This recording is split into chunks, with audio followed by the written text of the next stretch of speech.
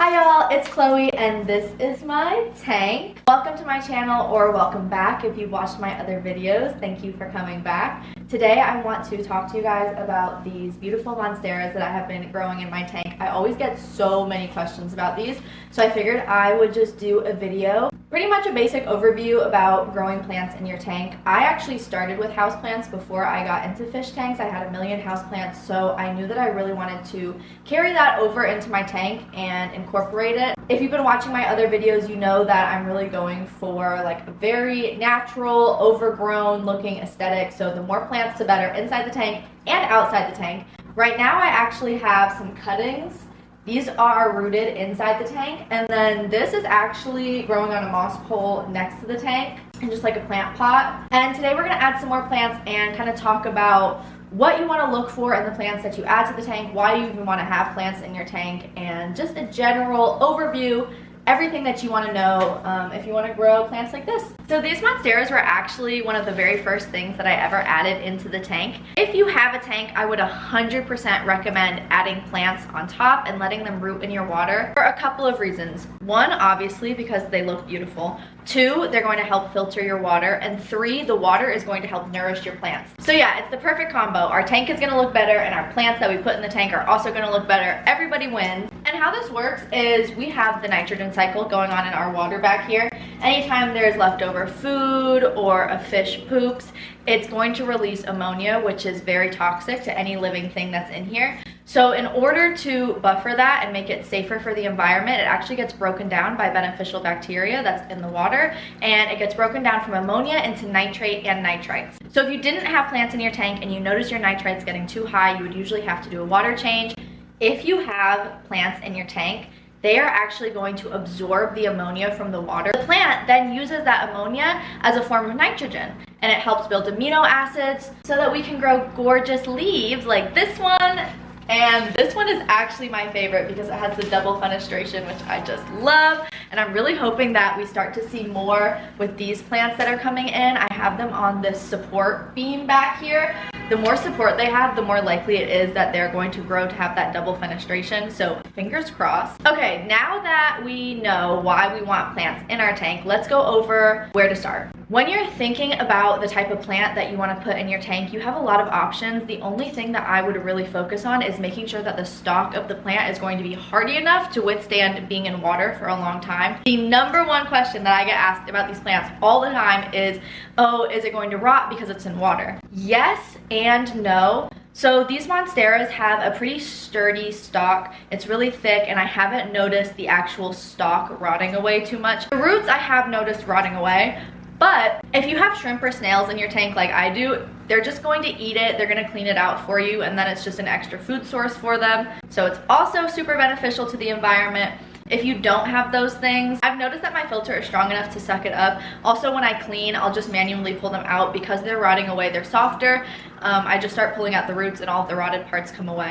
I feel like it's just part of the maintenance, kind of like cleaning up algae from the glass. Having the plants in there is worth the maintenance. I also think that it's going to depend on your water quality. The area that I live in, we have really hard water. So if you're in an area with softer water, or if your water is at a different pH, it could affect if the plants rot or how fast they rot. But generally, if you have a thicker stalk, you're going to be okay. Some other examples of this, the plants that I cut earlier this week for this video, they were both ficus plants. Those are a type of tree, so they're also going to have a really thick stalk.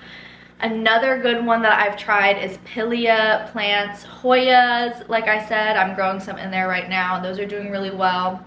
Honestly, the only one that I've tried that I have not had any success with, this plant right here. This is a type of Transcantia. She's looking really, really bald right now. I accidentally overwatered her, so she died, but she's coming back. You can notice, like, if I touch this stalk, it is a lot softer than if I'm touching the monstera like this. Very hardy. This, not so hardy. So I tried to put this in the water because I loved the pink and I thought it would make a gorgeous pop of color. It rotted away pretty much instantly. The roots did not survive. Honestly, I've had success with almost everything else that I've tried. I've never tried a peace lily, but I've seen a lot of people try that and it does really well. Another plant that would do good is a snake plant. Those grow really well hydroponically. We've got a lot of options, honestly. So once you know what plant you want to put in there, my next recommendation would be to take a cutting of the plant and put that cutting into your tank instead of trying to break down the whole plant and remove the soil from its roots and then transplanting those roots into water. I have seen people go that route and they've had success. The reason that I do not prefer that route is because the roots that plants put off when they're in soil and the roots that they put off when they are living in 100% water all the time, they're actually slightly different because they're in different environments, and plants are very adaptable to their environment. So if you are taking a plant from one environment and then putting that plant into a completely new environment, you're gonna shock it overnight. Those roots are not going to be used to getting as much water as they will be once you stick them directly in the tank. So I noticed that there's a much higher rate of those roots rotting away and your plant not being very successful. When I was growing these monsteras, I started with just a couple of cuttings and they were so tiny. I had to stick them to my wall with command strips in order to get them to stay in the tank where I wanted them. Once they rooted, they completely took off, and that's because these plants, they're now used to living in water. This is their environment. They're putting off these gorgeous aerial roots. They're constantly growing at a very steady rate. They literally always have new growth.